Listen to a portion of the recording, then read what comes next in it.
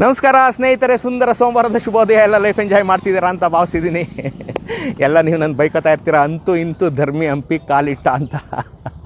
ಖಂಡಿತ ಸ್ನೇಹಿತರೆ, ನೀವೆಲ್ಲರೂ ನೋಡಿರ್ತಕ್ಕಂಥ ನಿಮ್ಮೆಲ್ಲರ ನೆಚ್ಚಿನ, ನಿಮ್ಮೆಲ್ಲರನ್ನು ರೋಮಾಂಚನಗೊಳಿಸುವಂಥ, ನಿಮ್ಮೆಲ್ಲರ ಕನಸುಗಳಲ್ಲಿ ಬಂದು ಕಾಡುವಂಥ ಹಂಪಿಗೆ ಇವತ್ತು ನಾನು ಒಂದು ಒಳ್ಳೆ ಮುಹೂರ್ತ ನೋಡಿ ಬಲಗಾಲಿಟ್ಟು ಹಂಪಿ ಒಳಗಡೆ ಬಂದಿದ್ದೀನಿ.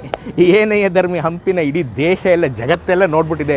ಹಂಪಿಲಿ ನೀನು ತೋರಿಸೋಂಥದ್ದೇನಪ್ಪ ನಾವೆಲ್ಲ ನೋಡಿದ್ದೀವಿ ಕಣೆಯ. Why you are wasting your time and as well as our time ಅಂತ ನೀವು ನನ್ನ ಬೈಕೊಳ್ಳೋದಕ್ಕೆ ಮೊದಲೇ ನಿಮಗೆ ಚೆನ್ನಾಗಿ ಗೊತ್ತು, ನಾನು 100 ಚಿಲ್ಲರೆ ವಿಡಿಯೋದಲ್ಲಿ ನೀವು ನೋಡದೇ ಇರತಕ್ಕಂಥ ಜಾಗಗಳನ್ನು ಮಾತ್ರ ನಾನು ತೋರಿಸಿದ್ದೀನಿ. ಹಂಪಿಲೂ ಅಂಥದ್ದೇ ಒಂದು ಸುಮಾರು ಜಾಗಗಳಿದೆ. ಇವತ್ತು ನನಗೊಂದು 2 ಗೊತ್ತಾಗಿದೆ, ಅದನ್ನು ಮಾತ್ರ ನಾನು ನಿಮ್ಗೆ ತೋರಿಸೋದಕ್ಕೆ ಕರ್ಕೊಂಡು ಹೋಗ್ತಾ ಇದ್ದೀನಿ. ಹಂಪಿಲಿ ನೀವು ಹಜಾರ್ ರಾಮನ ದೇವಸ್ಥಾನ ನೋಡಿದ್ದೀರಾ, ಮಹಾನವಮಿ ದಿಬ್ಬ ನೋಡಿದ್ದೀರಾ, ಮೆಟ್ಟಿಲುಗಳಲ್ಲೂ ಇರತಕ್ಕಂಥ ಅದ್ಭುತವಾದಂಥ ಕಲ್ಯಾಣಿ ನೋಡಿದ್ದೀರಾ, ಭಾರತದ ಅತ್ಯಂತ ಪ್ರಖ್ಯಾತವಾದಂಥ ನೀರಿನ ನಾಲೆಗಳನ್ನೆಲ್ಲ ನೋಡಿದ್ದೀರಾ, ಕಮಲ ಮಹಲ್ ನೋಡಿದ್ದೀರಾ. ಇಡೀ ಹಂಪಿ ಅನಗೊಂದಿ ಎಲ್ಲ ತಿರುಗಿ ನೀವು ಕೈಕಾಲುಗಳಿಗೆಲ್ಲ ಸುಸ್ತಾಗಿ ಇದನ್ನು ಒಂದೂವರೆ ತಿಂಗಳು ನೀವು ಕನಸಲ್ಲಿ ಕಂಡು ಕೃಷ್ಣದೇವರಾಯರು ಹೇಗೆಲ್ಲ ಆಡಳಿತ ಮಾಡಿದ್ರು ಅಂತೆಲ್ಲ ನೋಡಿದ್ದೀರಾ. ಅದ್ಭುತವಾದಂಥ ದೇವಸ್ಥಾನಗಳನ್ನು ನೋಡಿದ್ದೀರಾ, ಅವೆಲ್ಲ ಕೆತ್ತನೆಗಳನ್ನು ನೋಡಿದ್ದೀರಾ. ಅವುಗಳ ಶಿಲ್ಪಕಲೆ ವೈಭವವನ್ನು ನೋಡಿ ನೀವು ಮೂಗಿನ ಮೇಲೆ ಬೆರಳಿಟ್ಕೊಂಡು ಪ್ರಪಂಚದಲ್ಲಿ ಹೀಗೂ ಒಂದು ಊರನ್ನು ಕಟ್ಟೋದಕ್ಕೆ ಸಾಧ್ಯನಾ ಅನ್ನೋಂಥ ಒಂದು ಅಭೇದ್ಯವಾದಂಥ, ದುರ್ಭೇದ್ಯವಾದಂಥ, ನಯನ ಮನೋಹರವಾದಂಥ ಹಂಪಿಯನ್ನು ನೋಡಿ ನೀವೆಲ್ಲ ಆನಂದ ತುಂಬಿದರಾಗಿದ್ದೀರಾ. ಅದೇ ಕಾಲಕ್ಕೆ ನೀವೆಲ್ಲ ಬೇಜಾರು ಆಗಿದ್ದೀರಾ. ಇಂಥ ಒಂದು ವೈಭವಯುತವಾಗಿ ಮೆರೆದಂಥ ವಿಜಯನಗರ ಹಾಳು ಹಂಪಿ ಆಗೋಯ್ತಲ್ಲ ಅಂತೆಲ್ಲ ನೋಡಿದ್ದೀರಾ. ಎಲ್ಲ ನೋಡಿದ್ದೀರಾ. ಮಸೀದಿ ನೋಡಿದ್ದೀರಾ. 700 ವರ್ಷಗಳ ಹಿಂದಿನ ಮಸೀದಿ ಹಂಪಿ ಒಳಗೆ ಕಟ್ಟಿದ್ದಾರೆ, ನೀವು ನೋಡಿದ್ದೀರಾ? ನೋಡಿಲ್ಲ. ಯಾರು ಕಟ್ಟಿದ್ರು, ಯಾಕೆ ಕಟ್ಟಿದ್ರು? ಇಂಥ ವೈಭವಯುತವಾದಂಥ ದೇವಸ್ಥಾನಗಳ ಮಧ್ಯೆ ಮಸೀದಿ ಎಲ್ಲಿಂದ ಬಂತು ಅಂತ ನೀವು ತಲೆ ಕೆರ್ಕೊತಾ ಇರ್ಬೋದು. ಬನ್ನಿ, ಇನ್ಯಾಕೆ ತಡ, ನಾನು ನಿಮ್ಗೆ ತೋರಿಸ್ಬಿಡ್ತೀನಿ, ಬನ್ನಿ.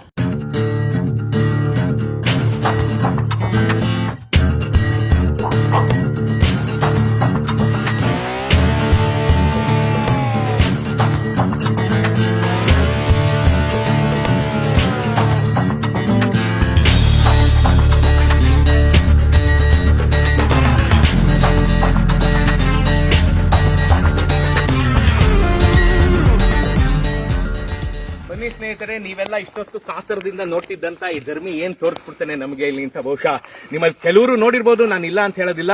Most of you people have never seen this. ಇದು ನಾನು ಹೇಳ್ತಾ ಇರ್ತಕ್ಕಂಥ ಮಸೀದಿ ಯಾರು ಕಟ್ಸಿದ್ದಪ್ಪ ಅಂತಂದ್ರೆ 1414ರಿಂದ 1444ರವರೆಗೆ ವಿಜಯನಗರ ಸಾಮ್ರಾಜ್ಯವನ್ನು ಆಳದಂತ 2ನೇ ದೇವರಾಯ ಕಟ್ಟಿಸಿದಂತ ಮಸೀದಿ. ಯಾಕಪ್ಪ ಕಟ್ಟಿಸಿದ? ಅವನಿಗೆ ಮಸೀದಿ ಕಟ್ಟಿಸುವಂತದ್ದು ಏನಿತ್ತು ಅಂತ ಪಕ್ಕದಲ್ಲಿ ತೋರಿಸಿ. ಅಲ್ಲಿ ಒಂದು ಗುಂಬಜು ಸಹ ಇದೆ, ತೋರಿಸಿಪ್ಪ ಅಲ್ಲಿ. ಇವತ್ತು ನನ್ನ ಜೊತೆ ಇರೋರು ಬೆಂಗಳೂರಿನವರೇ ಆದಂತ ನನ್ನ ಸ್ನೇಹಿತ ಆಲ್ಬರ್ಟ್, ಬೆಂಗಳೂರಿನ ನನ್ನ ಜೊತೆ ಇಲ್ಲಿವರೆಗೂ ಬಂದಿದ್ದಾರೆ. ಅವ್ರಿಗೊಂದು ಹೃತ್ಪೂರ್ವಕ ನಮನಗಳು ಆಲ್ಬರ್ಟ್ ಅವ್ರಿಗೆ. ಆಲ್ಬರ್ಟ್ ಅದನ್ನು ತೋರಿಸ್ತಾ ಇದ್ರೆ ಅಲ್ಲಿ ಒಂದು ಗುಂಬಸ್ ಸಹ ಇದೆ. ಇದು ಯಾಕೆ 2 ಇಲ್ಲಿ ಬಂತು ಅಂತ ಅಲ್ಲಿ ಒಳಗಡೆ ಇದಕ್ಕೊಂದು ಸಾಕ್ಷಿನೂ ಇದೆ, 2 ಸಾಕ್ಷಿ ಇದೆ. ಒಂದು ಸಾಕ್ಷಿ ಇಲ್ಲಿದೆ, ಇನ್ನೊಂದು ಸಾಕ್ಷಿ ನಿಮ್ಮ ಹತ್ರನೂ ಇರುತ್ತೆ.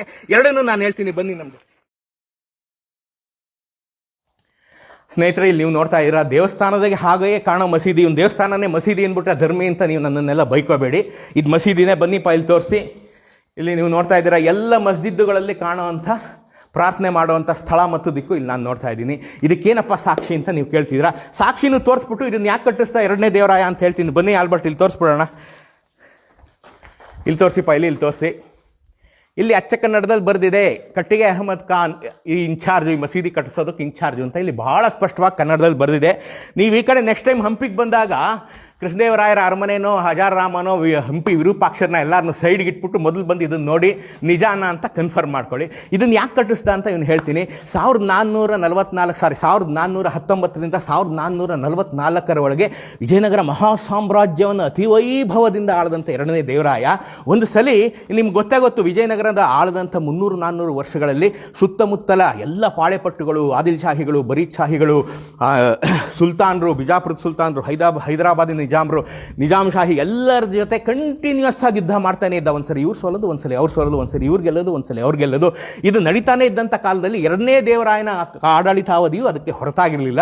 ಸೊ ಇದೇ ರೀತಿ ಅನವರತ ಯುದ್ಧಗಳು ನಡೀತಿದ್ದಂಥ ಕಾಲದಲ್ಲಿ ಕೆಲವು ಸಲ ವಿಜಯನಗರಕ್ಕೂ ಸೋಲುಂಟಾಗ್ತಾ ಇತ್ತು. 11 ಲಕ್ಷ ಜನ ಸೈನಿಕರು ವಿಜಯನಗರದ ಅಂಡರಲ್ಲಿದ್ದರು.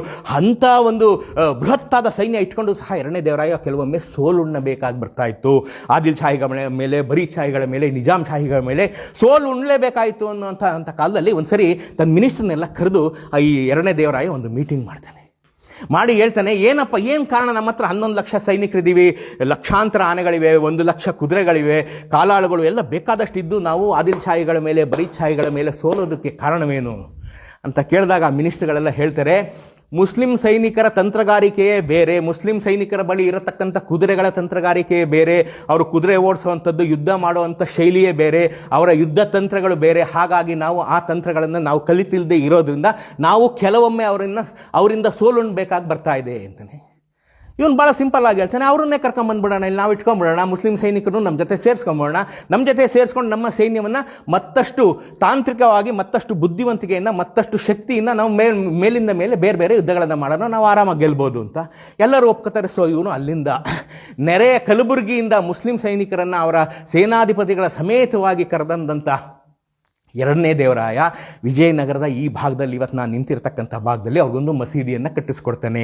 ಆ ಗುಂಬಜು ನೀವು ನೋಡಿದ್ರೆ, ಆ ಗುಂಬಜ್ ಯಾವುದು ನಂಗೆ ಗೊತ್ತಿಲ್ಲ, ಇತಿಹಾಸಕಾರ ಅದ್ರ ಮೇಲೆ ಇನ್ನೂ ಸ್ವಲ್ಪ ಬೆಳಕು ಚೆಲ್ಲಬೇಕು ಅಂತ ನಾನು ಕೇಳ್ಕೊತೀನಿ.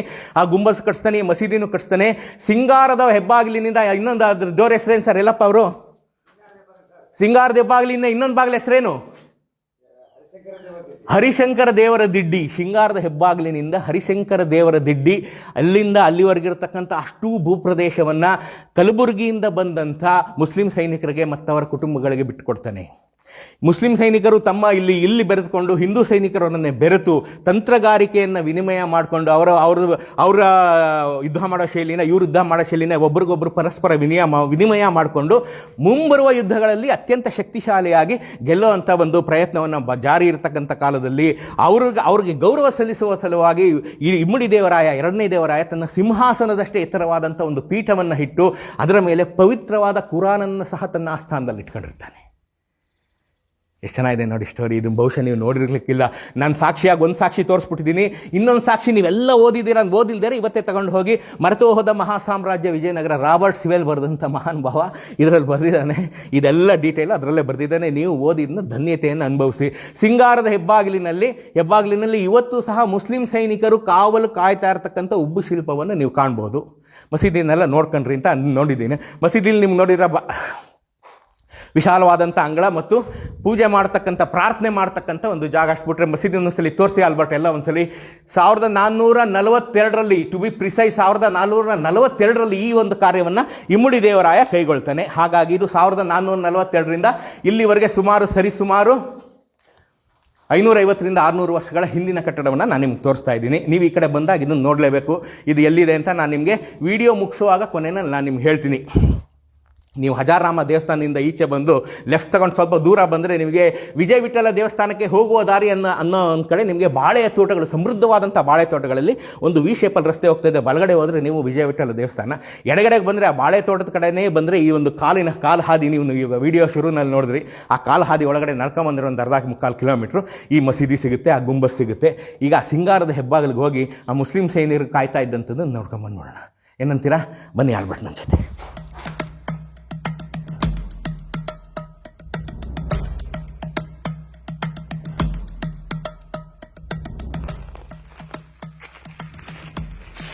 ಬನ್ನಿ ಸ್ನೇಹಿತರೆ, ಇನ್ನೇನು ಹತ್ರ ಬಂದ್ಬಿಟ್ಟಿದ್ದೀವಿ. ಇಲ್ಲೆಲ್ಲ ಹೋಗ್ಬೇಡಿ, ಚಿರತೆ ಇದೆ ಅಂತ ಹೇಳಿದ್ರು. ಸಿಕ್ಕಿದ್ರೆ ಅದ್ರ ಜೊತೆ ಊಟ ಮಾಡೋಣ ಅಂತಿದ್ದೀನಿ. ಬನ್ನಿ, ನೀವು ಚಿರತೆ ಸಿಕ್ಕಿದ್ರೆ ಅದ್ರ ಜೊತೆ ಊಟ ಮಾಡ್ಕೊಂಡು ಬನ್ನಿ, ಹೋಗಿದ್ದು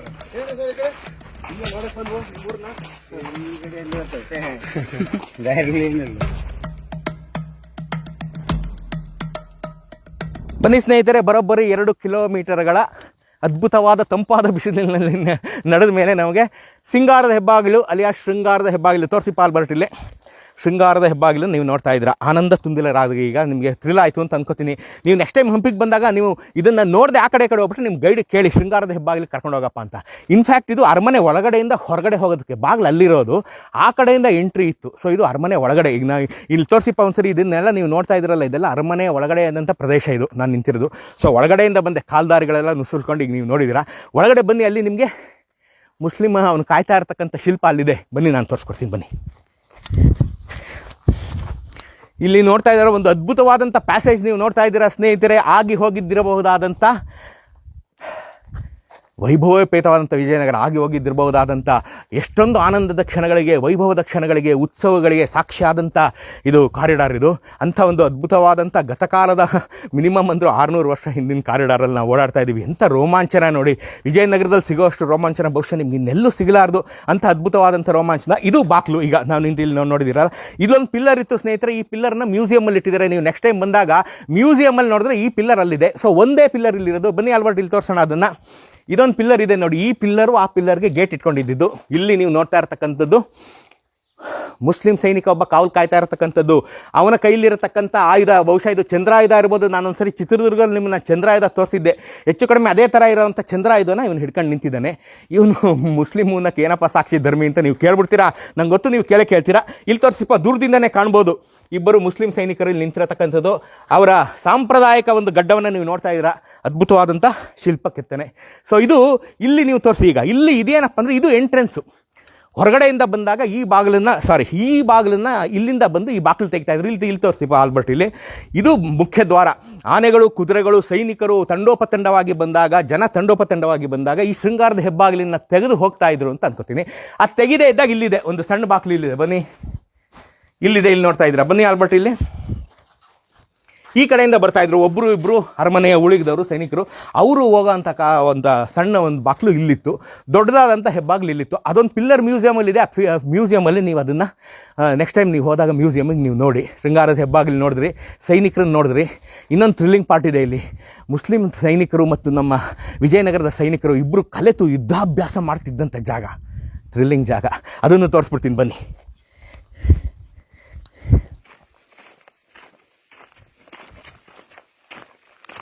ಬನ್ನಿ ಸ್ನೇಹಿತರೆ, ಇನ್ನೊಂದು ಕಾಲುವೆ ಇದೆ. ಆ ಕಾಲುವೆ ಸೇತುವೆ ದಾಟ್ಬಿಟ್ರೆ ಇದು ಸಿಕ್ಬಿಡುತ್ತೆ ನಿಮಗೆ. ಏನು ಆ ಸೈನಿಕರ ತರಬೇತಿ ಕೇಂದ್ರ ಸಿಕ್ಬಿಡುತ್ತೆ. ಹಿಂದೂ ಮತ್ತು ಮುಸ್ಲಿಂ ಸೈನಿಕರು ಒಟ್ಟಾಗಿ ಯುದ್ಧಾಭ್ಯಾಸವನ್ನು ಮಾಡ್ತಿರ್ತಕ್ಕಂಥ ಜಾಗ ಇನ್ನೇನು ಕೆಲವೇ 100 ಅಡಿಗಳ ದೂರದಲ್ಲಿ ನಿಮಗೆ ಸಿಗುತ್ತೆ. ಬನ್ನಿ, ನಾನು ತೋರಿಸ್ಬಿಡ್ತೀನಿ. ಹಂಪೆಯಲ್ಲಿ ಬಿಸಿಲು ತಂಪಾಗಿದೆ, ಒಂದು ಕಡೆಯಿಂದ ನನ್ನನ್ನು ಬೇಯಿಸ್ತಾ ಇದೆ. ನಿಮ್ಗೆ ಗೊತ್ತಾಗ್ತಾ ಇರ್ಬೋದು ಅಂದ್ಕೊಂಡಿದ್ದೀನಿ. ಬನ್ನಿ, ಇನ್ನೇನು ಬಂದ್ಬಿಟ್ಟಿದ್ದೀವಿ. ಬನ್ನಿ ತೋರಿಸ್ತೀನಿ. ಅದನ್ನು ತೋರಿಸ್ಬಿಟ್ಮೇಲೆ ರೋಚಕವಾದಂಥ ಒಂದು ಕಥೆನ ಹೇಳ್ತೀನಿ. ಬನ್ನಿ.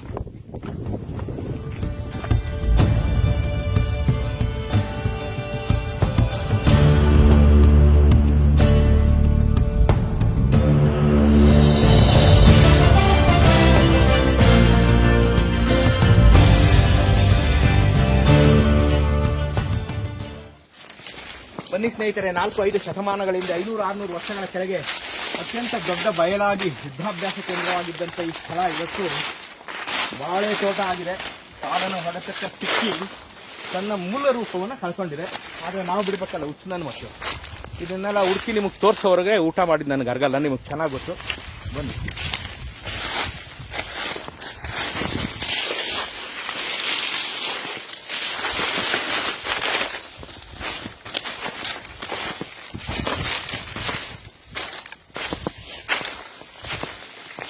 ಈ ಸ್ವಲ್ಪ ಆಲ್ಬರ್ಟ್ ಇಲ್ಲಿ ನೀವು ನೋಡ್ತಾ ಇದ್ದೀರಾ, ಇಲ್ಲಿ ತೋರಿಸಿ. ಫೈನಲಿ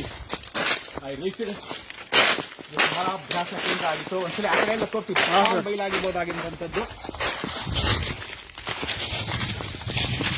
ಮಹಾನ್ ಬೈಲಾಗಿದ್ದಂಥ ಅಭ್ಯಾಸ ಕೇಂದ್ರ ಎಷ್ಟು ಚೆನ್ನಾಗಿದೆ ನೋಡಿ. ಇಲ್ಲಿ 2ನೇ ದೇವರಾಯನ ಕಾಲದಲ್ಲಿ 1419ರಿಂದ 1444ರವರೆಗೆ ವಿಜಯನಗರ ಸಾಮ್ರಾಜ್ಯವನ್ನು ಆಳಿದಂಥ 2ನೇ ದೇವರಾಯನ ಕಾಲದಲ್ಲಿ ಕಟ್ಟಿಸಿದಂಥ ಸಮರಾಭ್ಯಾಸ ಕೇಂದ್ರ. ಹಿಂದೂಗಳು ಮತ್ತು ಮುಸ್ಲಿಮರು ಒಟ್ಟಾಗಿ ಜಂಟಿ ಸಮರಾಭ್ಯಾಸ ನಡೆಸ್ತಾ ಇದ್ದಂಥ ಬಯಲು ಇದು. ಇವತ್ತು ಬಾಳೆ ತೋಟ ಆಗಿದೆ. ಇದು ಅದರ ಸಂಬಂಧಪಟ್ಟಂಥ ಕಟ್ಟಡ. ಇದನ್ನ ಏನಪ್ಪಾ ಅಂದರೆ ವೆಕೇಶನ್ ಅಂದರೆ ನಂಬರ್ 1 ಎಲ್ಲ ಉಳಿಸ್ಕೊಳಕ್ಕೆ ಬಂದಿದ್ದೀವಿ ನಾವು. ಇದನ್ನ ಯಾಕೋ ಈ ಥರ ಇಟ್ಟಿದ್ದೀವಿ. ನಂಬರ್ 2, ಇಲ್ಲಿಗೆ ನಿಮಗೆ ನಾನೇನಾರು ಬಂದು ಅಂದ್ಬಿಟ್ರೆ ನೀವು ಓಡಾಡಿಸ್ಕೊಂಡು ಹೊಡಿತೀರಾ. ಆ ಥರ ಕಾಡು ಮೇಡುಗಳನ್ನು ಹತ್ತಿ ಇಳಿದು ಕೈ ಕಾಲೆಲ್ಲ ಗಾಯ ಮಾಡ್ಕೊಂಡು ನಾನು ಬಂದಿದ್ದೀನಿ. ನಿಮಗೆ ಬರೋಕ್ಕಾಗಲ್ಲ, ಇದು ಹುಡ್ಕೋಕ್ಕೂ ಆಗಲ್ಲ, ಸಾಧ್ಯವೇ ಇಲ್ಲ ಬಿಡ್ರಿ. ಇದನ್ನು ಹುಡುಕ್ಬಿಟ್ಟು ನಾ ಬಂದಿದ್ದೀನಿ. ಬಟ್ ಏನಂದರೆ ನಾನು ಇದ್ರ ಗೂಗಲ್ ಲೊಕೇಶನ್ ಹಾಕ್ತೀನಿ. ನಿಮ್ಮಲ್ಲಿ ಒಂದು ಅತ್ಯುತ್ಸಾಹ ಟ್ರೆಕ್ಕಿಂಗ್ ಮಾಡಲೇಬೇಕು, ಇದನ್ನೆಲ್ಲ ನೋಡಲೇಬೇಕು ಅಂತ ಉತ್ಸಾಹಿ ಯುವಕರು ಇದನ್ನ ಬಂದು ನೋಡಿ ಅಂತ ನಾನು ಕೇಳ್ಕೊತೀನಿ. ಇಲ್ಲಿ ನೋಡ್ತಾ ಇದ್ರೆ ಬಹಳ ಸುಂದರವಾದಂಥ ಕಟ್ಟಡ. 6 ಶತಮಾನಗಳಷ್ಟು ಹಿಂದೆ ಭವ್ಯವಾಗಿ ನಿಂತಿರತಕ್ಕಂಥ ಕಟ್ಟಡ ಇದಾಗಿತ್ತು. ಸಮರಾಭ್ಯಾಸ ಕೇಂದ್ರ ಆಗಿತ್ತು. ಕಲಬುರಗಿಯ ಮುಸ್ಲಿಂ ಸೈನಿಕರು, ಸೇನಾಧಿಕಾರಿಗಳು ಮತ್ತು ವಿಜಯನಗರ ಸಾಮ್ರಾಜ್ಯದ ಹಿಂದೂ ಸೈನಿಕರು ಇಬ್ಬರು ಸೇರಿ ಜಂಟಿ ಸಮರಾಭ್ಯಾಸ ಮಾಡ್ತಾ ಇದ್ರು. ಮುಂಬರುವ ಯುದ್ಧ ಕಾಲದಲ್ಲಿ ಇಬ್ಬರು ಒಟ್ಟಾಗಿ ಹೋರಾಡಿ ಶತ್ರುಗಳ ಮೇಲೆ ಮುಗಿಬಿದ್ದು ಹೋರಾಡಿ ಜಯವನ್ನು ತಂದುಕೊಡ್ಬೇಕು ಅನ್ನೋಂಥ ಒಂದು ನಿಟ್ಟಿನಲ್ಲಿ ಮಾಡ್ತಿದ್ದಂಥ ಅಭ್ಯಾಸ ಕೇಂದ್ರ, ಸಮರಾಭ್ಯಾಸ ಮಾಡ್ತಿದ್ದಂಥ ಅಭ್ಯಾಸ ಕೇಂದ್ರ. ಚೆನ್ನಾಗಿತ್ತು ಅಲ್ವೇ ಸ್ನೇಹಿತರೆ? ಹಂಪಿಗೆ ಬಂದರೆ ನೀವು ಲೋಟಸ್ ಮಹಲ್ಲು, ಹಜಾರಾಮ, ವಿರೂಪಾಕ್ಷ, ಮಾನವಿ ದಿಬ್ಬ ಎಲ್ಲ ನೋಡಿಕೊಂಡು ಜ್ಯೂಸು ಸೋಡಾ ಕುಡಿದ್ಬಿಟ್ಟು ಮನೆಗೆ ಹೋಗಿ ರೆಸ್ಟ್ ತಗೋಬೇಡಿ. ಇದನ್ನು ಎಲ್ಲ ನೋಡಿ. ಇವತ್ತಿನ ನಾನು ಹಂಪಿಯ, ನೀವು ನೋಡದ Hampi, the unseen Hampi, the forgotten Hampi, ಔಸ್ಕೊಂಡಿರತಕ್ಕಂಥ ಹಂಪಿಯ ಅಳಿದುಳಿದ ಅವಶೇಷಗಳನ್ನು ನಾನು ನಿಮಗೆ ತೋರಿಸ್ತಾ ಹೋಗ್ತೀನಿ ಪ್ರತಿ ವಾರ. ನೀವು ನೋಡಿ ಆನಂದ ತುಂದಿಲರಾಗಿ. ಕಹಾನಿ ಮೇ ಟ್ವಿಸ್ಟೇ ಬಾ ಅಂತ ನಾನು ಶುರುನಲ್ಲಿ ಹೇಳಿಲ್ವಾ? ಇದೇ ಕಹಾನಿ ಮೇ ಟ್ವಿಸ್ಟೇ. 2ನೇ ದೇವರಾಯ ಇದನ್ನ ಕಟ್ಟಿಸ್ದ. 2ನೇ ದೇವರಾಯ ತನ್ನ ಸಿಂಹಾಸನಕ್ಕೆ ಸರಿಸಮನಾಗಿ ಒಂದು ಪೀಠವನ್ನಿಟ್ಟು, ಪವಿತ್ರ ಕುರಾನನ್ನಿಟ್ಟು ಅವರನ್ನ ಸಹ ಗೌರವಿಸ್ತಾ ಅನ್ನೋ ಹಿಂದೂ ಮುಸ್ಲಿಂ ಭಾವೈಕ್ಯತೆ 6 ಶತಮಾನಗಳಿಂದ ನಮ್ಮಲ್ಲಿತ್ತು, ಕನ್ನಡದವರ ಹತ್ರ ಇತ್ತು. ಇದೇ ಒಂದು ಹೆಮ್ಮೆ ವಿಚಾರ. ನಾವಿಬ್ರು ಒಟ್ಟಾಗಿ ಸೇರಿ ಶತ್ರುಗಳ ಜೊತೆ ಹೋರಾಡ್ತಾ ಇದ್ವು ಅನ್ನೋದೇ ಒಂದು ಸಮಾಧಾನಕರ ವಿಚಾರ.